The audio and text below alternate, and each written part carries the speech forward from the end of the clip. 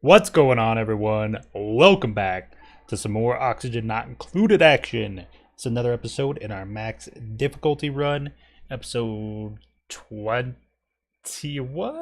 I think we're getting up there, man. Jeez, I wasn't really expecting it to go this long, but I figured that my colony would like die out or fail by now, but it hasn't. So that's good. That's good. So what's been going on? Well, last-ish episode, we were having a little bit of power problems because our natural gas was running out. And as you can see, our natural gas is still running out, but we have petroleum production now. And I think my geyser went dormant, which is why I'm not producing natural gas, because the only source of my gas right now is natural gas from a geyser and from an oil reservoir down below, but that only gets emptied every once in a while. So it's not really a constant supply like a geyser is. But we did go ahead and enclose this oil refinery in its own room, get a pump set up so it pumps all the natural gas out to this, and everything's working wonderfully, as you can see. Perfect.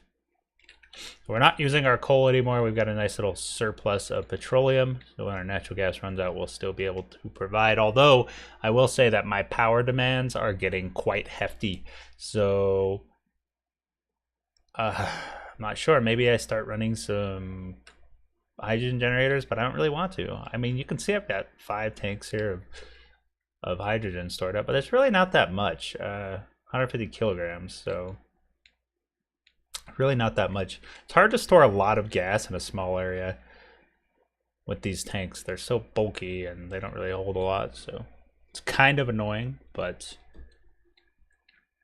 as long as I'm storing some of it up, I'm happy, I think. So what have we done? Well, there's one thing that's kind of important, and that's down. Hold on. We'll get there eventually. Here we go. Okay, so on this guy, I redid some of the piping a little bit here. And this is so I can output my water at, you can see it's like 4 degrees. It should be coming out at like 4 degrees. Let's see this. Yeah, so below 4 degrees on this thermal sensor here.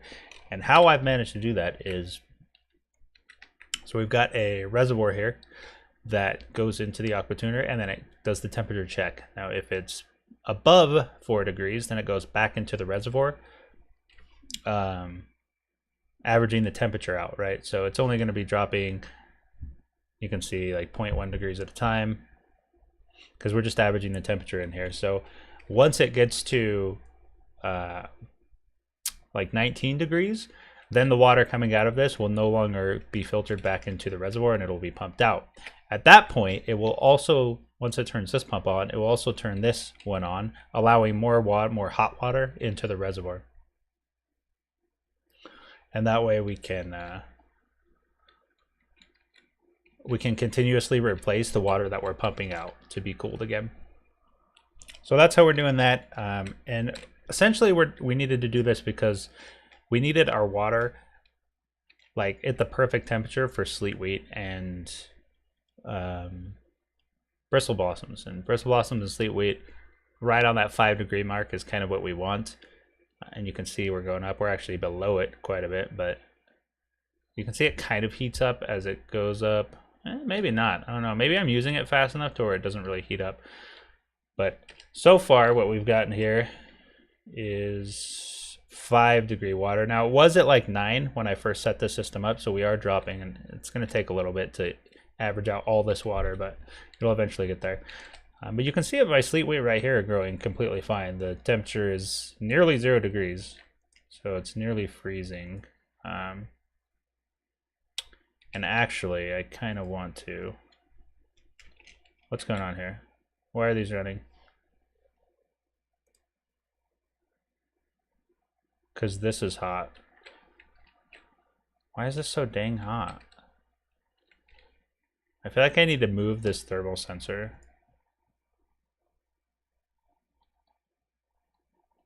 Because it's just not working. So let's just throw it right here. What temperature? Yeah, this is fine. I'm gonna end up freezing water Okay, deconstruct that. I'm gonna end up freezing my water for sure if I don't do something about that. Okay, but as you can see, we've got Sleetweed going. We've got our dirt being shipped up from our little storage here, which we've also completed. Now we can expand this as much as we want. We're gonna, we can expand it to the right or down. Or if we need more, we can just tack on more storage, really. And you can kind of see how it works here. Nothing special. We've just slapped in as much storage as we can. And I actually have a video on this, on how to set this up, but I think it's pretty self-explanatory. I think the kind of confusing part is how we get the storages like this, but if you watch the last episode, then you'll know.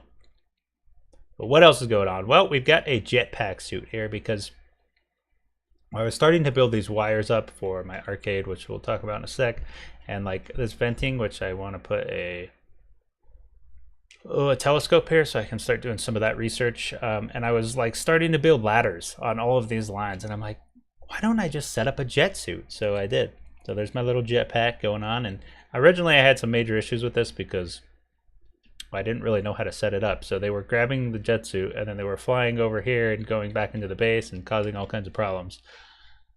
But how it works is we've got a exosuit and an empty exosuit dock here. So when they pass by in their exosuit, they'll drop it off and then they'll jump into the jet suit and go off and do things. Now, because what happens is they'll drop their Atmos suit when they put the jetpack on, and then they'll never put the Atmos suit back on. So that's a problem. So we needed to solve that, and we have. But I now know how to set up a jetpack system or room or whatever you want to call it, and I can add more down there if I want to. This is why I spaced it out so much, so I could add more jetpacks on if I really wanted to. But I don't think I'll need to anytime soon. So here's the sort of rec room and everything I've got going on right now. Hurry, Gabe, load. One problem though that I was having before we get into that is the automation on this is not perfect. I was actually getting some stuff stored in the chest, which isn't really a big deal because I can just empty it myself by, doing something like that, and it would just drop everything. But this automation is not actually great for this, so I think I need a filter in here somewhere, because right now I've just got a buffer knot, and I'm pretty sure I need a filter somewhere in that system. Haven't really thought about it, but I'll address it sometime. It's not like super critical, so I'm not worried about it. But yeah, you can see my my rec room here, and this is only one of them. I plan to have another one above it because we're going to have a lot of dupes, so we want plenty for them to do. And then over here I'm thinking probably a med bay, even though it doesn't really matter if we have one in like an enclosed room. Probably just slap our med bay in there for whatever reason. Maybe they'll add a room bonus for med bay in the future. Let's see, they are less likely to spread disease. That's not really a problem though.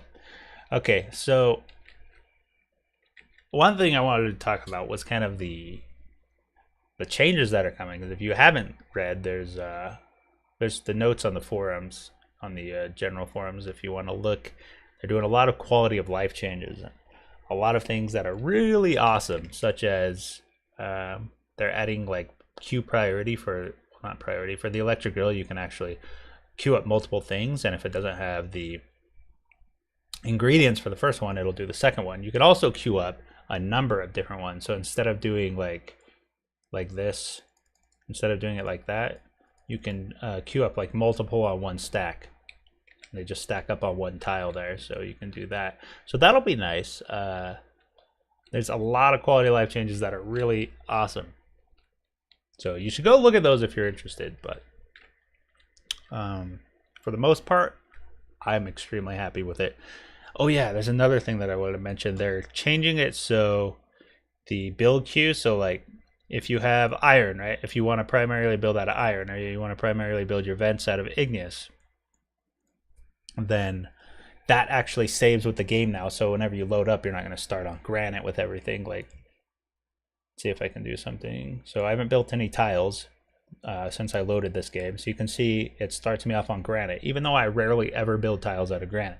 They're usually always igneous. So this will now save. So if I switch to like sedimentary rock and start building tiles, this will now save when the game is saved.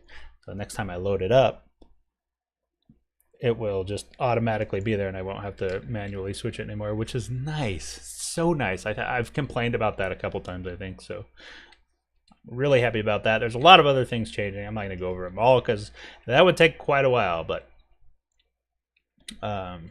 yeah, go check them out if you are interested. Here, so I don't think I've talked about this. So we've got kind of our whole transit tube system set up, and this is where they're transitioning. So up in here, they're pretty much never in Atmos suits aside from the greenhouse. And then, you know, if they want to go out into the world and do things into the rest of the comet, then they're going to have to put on an Atmos suit and dip down to wherever they need to go. Other than that, I haven't really set up any more transit tubes because most of them are just going to be lines shooting down vertically like this to wherever I need them. I don't want kind of a spaghetti of transit tubes all over the place. I don't like that. We are starting to kind of deconstruct this area over here. We'll probably just leave the room sizes and the tiles and stuff because, well, I'm not like extremely desperate for these materials, and we may come back and build stuff in them later. One thing is, like, I'm not using any of these bombs anymore, really. They're not producing because all my duplicates are in Atmos suits and they're never breathing this oxygen in, so none of this is really being used at all, aside from like the textile. Well, not really. The exosuit forge potentially when I make jetpacks, but I've only made 2 so far, so it's not getting a whole lot of use. Apothecary, that's right. We should make some more vitamin shoes because we've only got 12. Not a whole lot, but our coal is good. But like pretty much all of our materials are great. I have no issues with our materials. So one thing though that I'm probably going to be running out of, or not anytime soon, but one thing that I need to address before it becomes a problem is dirt. So the sleet wheat take 5 kilograms of dirt per cycle. What's wrong with these? Irrigation? There we go. So the water is slightly warmer. Okay, hold on. We need to redo this. So what was this? Let me see. I want it to reset, meaning it closes if the temperature is above 5. There.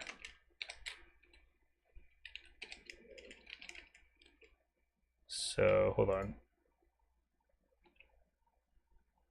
So if it's below 4, okay. Wait, it's 6 right now. Why isn't this working? Aha, hold on.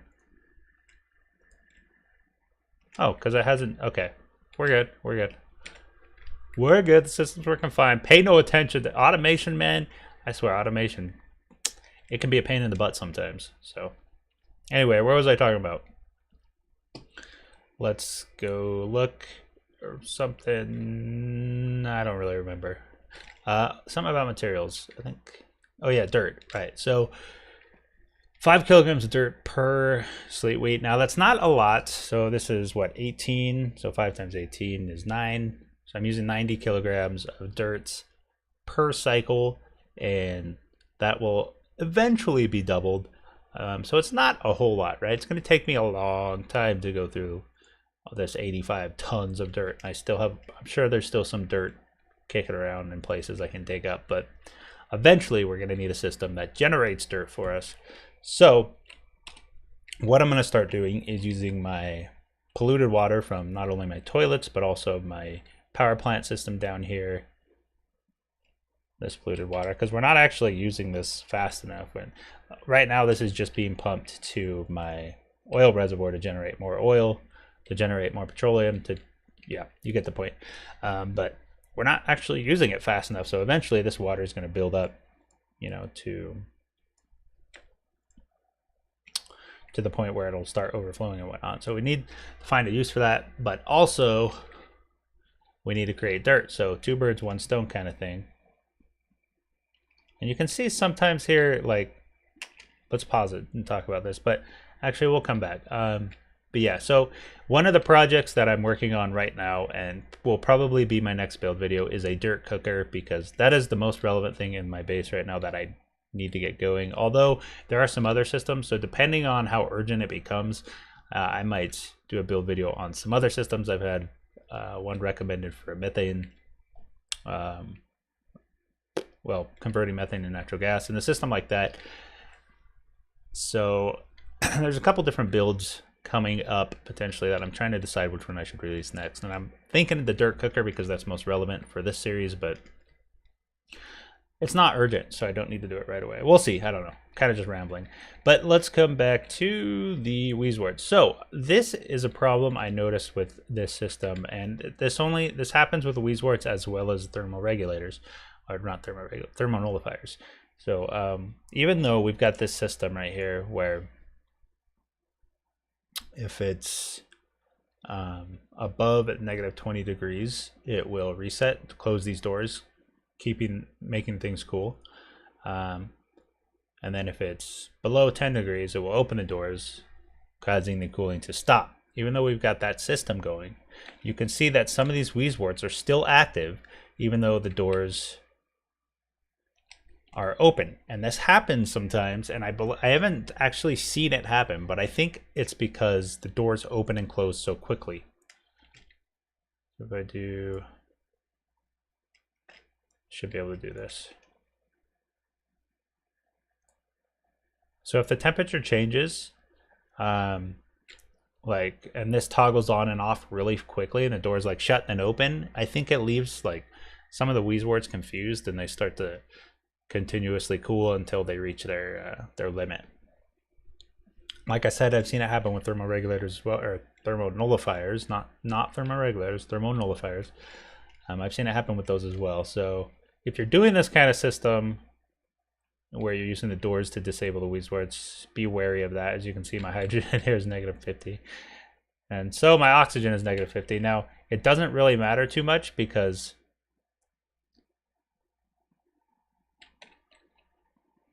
it's being countered by the heat, and actually it probably wouldn't be a bad thing just to leave those going and let them, because the oxygen out here is coming out at like 70, right? Huh.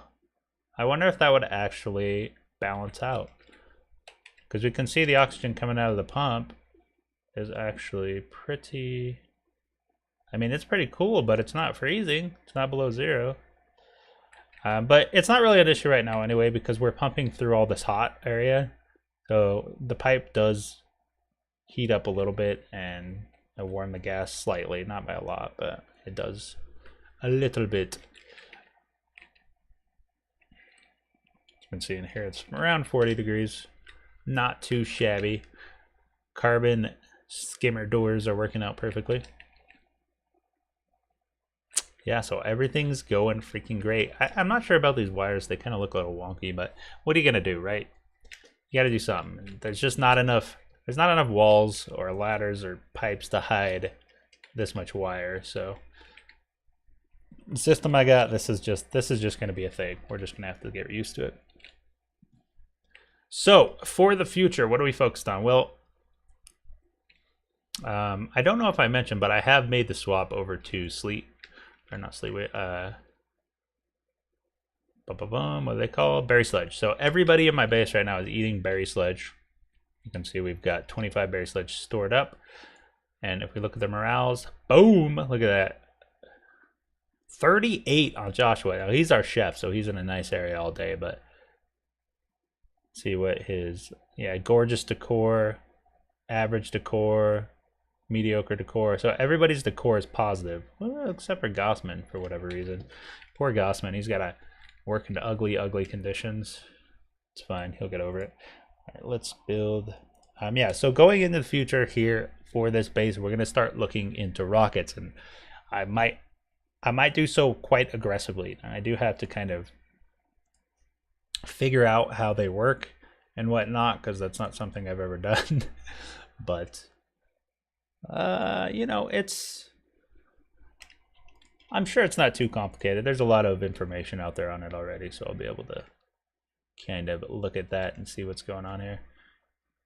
1,100. I'm trying to see if I can run a power line off that guy. Currently it's just powering this, so I definitely could. Now one thing I wanted to do was...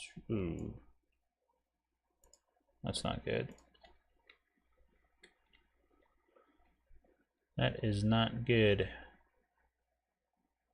Well, I was going to add another transformer here for this, just this alone, because these wires are getting very close to their limit, as you can see. Well, this one definitely is, but these massage tables are like never running. But if they ever do need to run, I want them to be able to without breaking wires. So we're gonna connect that wire eventually. But yeah, so right now we're just getting our telescope set up.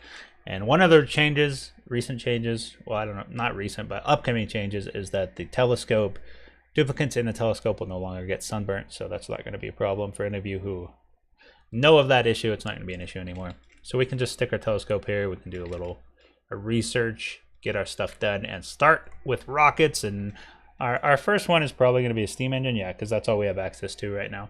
So we're going to be doing a steam engine and get some research, hopefully. Yeah, we'll see. But that is all the time we have for this video. Oh, lots happened, and a lot is going to continue to happen. This base is going places, man, I promise. I know the last couple of episodes were just like me relocating my base up here, but it's going to be worth it, I promise. Anyway, thank you for watching. If you enjoyed the video, hit that thumbs up button, and leave me a comment if you have any questions or suggestions or anything like that. Thank you all for watching, and I hope you have a wonderful day.